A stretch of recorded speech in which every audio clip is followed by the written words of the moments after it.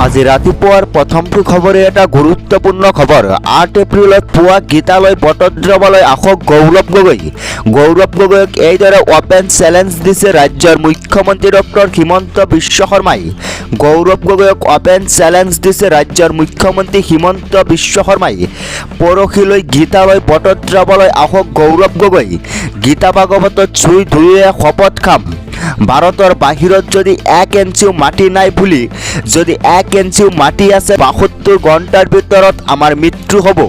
গৌৰৱেও শপত খাওক ভাৰতৰ বাহিৰত পৰিয়ালৰ সম্পত্তি নাই বুলি, পাকিস্তানৰ বেংক একাউণ্ট নাই বুলি শপত খাওক গৌৰৱ গগৈয়ে। 2 বছৰত গৌৰৱ গগৈৰ 100 গুণ সম্পত্তি বাঢ়িছে, কিন্তু গৌৰৱক কোনেও প্ৰশ্ন নকৰে। কোভিড হাস্পাতাল ময়েই ঘূৰো, ময়েই টাৰ্গেট সদায়। পাকিস্তানৰ বেংকৰ কাগজ দেখুৱাৰ পাছতো সকলো নিমাত। বাপেক ডাঙৰ হ'লে সকলো নিমাত হৈ যায় নেকি? আমাৰ দেউতা সাধাৰণভাৱে আমি কি একো কৰিব নোৱাৰোঁ নেকি? মোৰ পুত্ৰৰ 17টা কোম্পানী আছে বুলি গৌৰৱ গগৈয়ে কয়, কিন্তু 17টা কোম্পানীৰ এটাও নাম ক'ব নোৱাৰে। গৌৰৱ গগৈক অপেন চেলেঞ্জ দিছে এইদৰে মুখ্যমন্ত্ৰী ডক্টৰ হিমন্ত বিশ্ব শৰ্মাই। লৈ আহিছোঁ পৰৱৰ্তী খবৰ। অসমত মুছলমানে নিষিদ্ধ মাংস খাব পাৰিব, এইদৰে ৰাজ্যৰ মুখ্যমন্ত্ৰী ডক্টৰ হিমন্ত বিশ্ব শৰ্মাই মন্তব্য কৰিছে। অসমত মুছলমানে গো মাংস খাব পাৰিব। মুছলমানে গো মাংস খোৱাত কোনো বাধা নাই। মুছলমানে গো মাংস খোৱাত চৰকাৰে কোনো আপত্তি নাই। মুছলমানে নিজৰ ঘৰৰ ভিতৰত গো মাংস খাব পাৰিব, কিন্তু মন্দিৰৰ 5 কিলোমিটাৰৰ ভিতৰত গো মাংস খাব নোৱাৰে। হোটেলৰ ভিতৰত গো মাংস খাব নোৱাৰে। এই মন্তব্য কৰিছে ৰাজ্যৰ মুখ্যমন্ত্ৰী ডক্টৰ হিমন্ত বিশ্ব শৰ্মাই। লৈ আহিছোঁ পৰৱৰ্তী খবৰ। অসমত তৃতীয়বাৰৰ বাবে বিজেপি চৰকাৰ। আহি গ'ল অপিনিয়ন পল। নিৰ্বাচনৰ 48 ঘণ্টাৰ পূৰ্বে প্ৰকাশ পালে অপিনিয়ন পল। অসমত তৃতীয়বাৰৰ বাবে আকৌ বিজেপি চৰকাৰ। দেশৰ কেইবাটাও সংবাদ প্ৰতিষ্ঠানে প্ৰকাশ কৰিলে অপিনিয়ন পল। চাণক্য ষ্ট্ৰেটেজিৰ মতে বিজেপি মিত্ৰজোঁটে পাব 83ৰ পৰা 90খন আসন, কংগ্ৰেছ মিত্ৰজোঁটে পাব 30ৰ পৰা 36খন আসন, অন্যান্যৰ বাবে 3ৰ পৰা 6খন আসন। মেট্ৰাইজৰ মতে বিজেপি মিত্ৰজোঁটে পাব 92ৰ পৰা 100খন আসন, কংগ্ৰেছ মিত্ৰজোঁটে পাব 22ৰ পৰা 32খন আসন, অন্যান্য 4ৰ পৰা 7খন আসন। নিৰ্বাচনৰ 48 ঘণ্টাৰ পূৰ্বে প্ৰকাশ পালে অপিনিয়ন পল। লৈ আহিছোঁ পৰৱৰ্তী খবৰ। সন্দেহজনক লোকৰ তালিকা চৰকাৰৰ হাতত। অসমৰ ক'ত ক'ত মাটি দখল হৈছে লৈ আহিছে নৰেন্দ্ৰ মোদীয়ে সবিশেষ। সন্দেহজনক লোকৰ তালিকালৈ অসমত আহিছে নৰেন্দ্ৰ মোদী। অসমৰ ক'ত ক'ত মাটি দখল হৈছে তালিকা দিলে প্ৰধানমন্ত্ৰীয়ে। পুনৰ অসমৰ ভূমিৰ পৰা বাংলাদেশীক দিলে সকিয়নি। অসমত অধিগ্ৰহণ কৰা সকলো ভূমি ত্যাগ কৰিব লাগিব। চৰকাৰ গঠন কৰিয়ে চলিব উচ্ছেদ অভিযান। নিৰ্বাচনী প্ৰচাৰ সভাত পুনৰ অবৈধ নাগৰিকক লৈ সৰব হৈ পৰিছে প্ৰধানমন্ত্ৰী নৰেন্দ্ৰ মোদী। সন্দেহজনক লোকৰ তালিকা আছে চৰকাৰৰ হাতত। অসমৰ ক'ত ক'ত মাটি দখল হৈছে তালিকা দিলে প্ৰধানমন্ত্ৰীয়ে। পুনৰ অসমৰ ভূমিৰ পৰা বাংলাদেশীক দিলে সকিয়নি। অসমত অধিগ্ৰহণ কৰা সকলো ভূমি ত্যাগ কৰিব লাগিব। সন্দেহজনক লোকৰ তালিকা আছে চৰকাৰৰ হাতত। অসমৰ ক'ত ক'ত মাটি দখল হৈছে তালিকা দিলে প্ৰধানমন্ত্ৰীয়ে।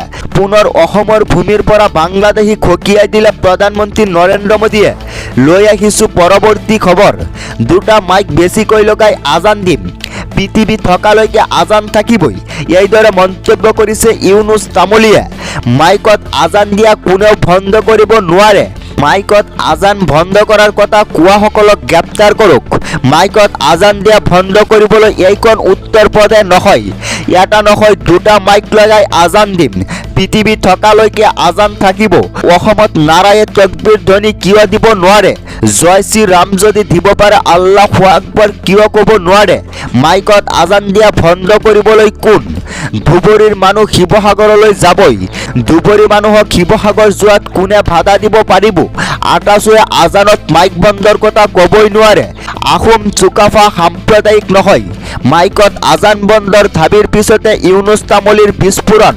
লৈ আহিছোঁ পৰৱৰ্তী খবৰ। 2026 চনৰ বিধানসভা নিৰ্বাচনৰ শপতনামাৰ সম্পত্তিৰ তথ্য প্ৰকাশ নকৰাৰ অভিযোগত মুখ্যমন্ত্ৰী ডক্টৰ হিমন্ত বিশ্ব শৰ্মাক অযোগ্য ঘোষণা কৰিবলৈ নিৰ্বাচন আয়োগৰ সন্মুখত আনুষ্ঠানিক অভিযোগ দাখিল কৰিছে জালুকবাৰী সমষ্টিৰ কংগ্ৰেছ প্ৰাৰ্থী বিদিশা নেওগে।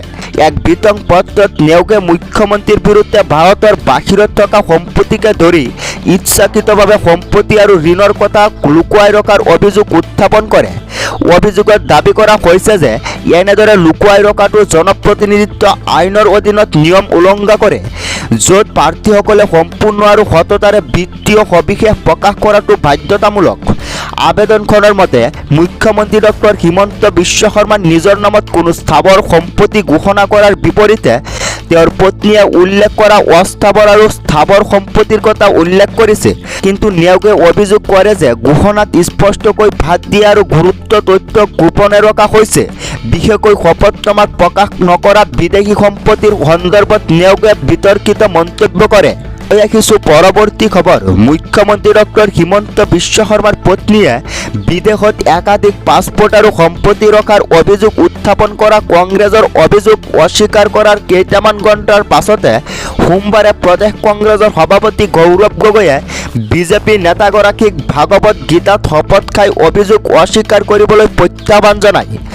ৰখাত নিৰ্বাচনী সমাৱেশৰ অন্তত সংবাদ মাধ্যমৰ আগত বক্তব্য ৰাখি গৌৰৱ গগৈয়ে প্ৰশ্ন কৰে যে ৰাজনৈতিক প্ৰতিদ্বন্দ্বীক লৈ মিছা কথা প্ৰচাৰ কৰি তেওঁ নিজৰ বিদেশত থকা সম্পত্তি আৰু ব্যৱসায়িক স্বাৰ্থ লুকুৱাই ৰাখিছে নেকি? কংগ্ৰেছ নেতা পৱন খেৰা আৰু গৌৰৱ গগৈ মুখ্যমন্ত্ৰী শৰ্মাৰ পত্নী তিনিখন বিদেশী পাছপোৰ্ট আছে, ডুবাইত সম্পত্তিৰ মালিক, আমেৰিকাত কোম্পানী আছে বা শ্বেল কোম্পানীত সম্পত্তি ৰাখিছে নেকি সেই বিষয়ে জানিবলৈ বিচৰাৰ এদিন পিছতে সোমবাৰে পুৱা শৰ্মাই দাবী কৰে যে বিৰোধী দলে পাকিস্তানস্থিত ছ'চিয়েল মিডিয়া গ্ৰুপৰ ভুৱা তথ্য ব্যৱহাৰ কৰি এই অভিযোগ প্ৰস্তুত কৰিছে।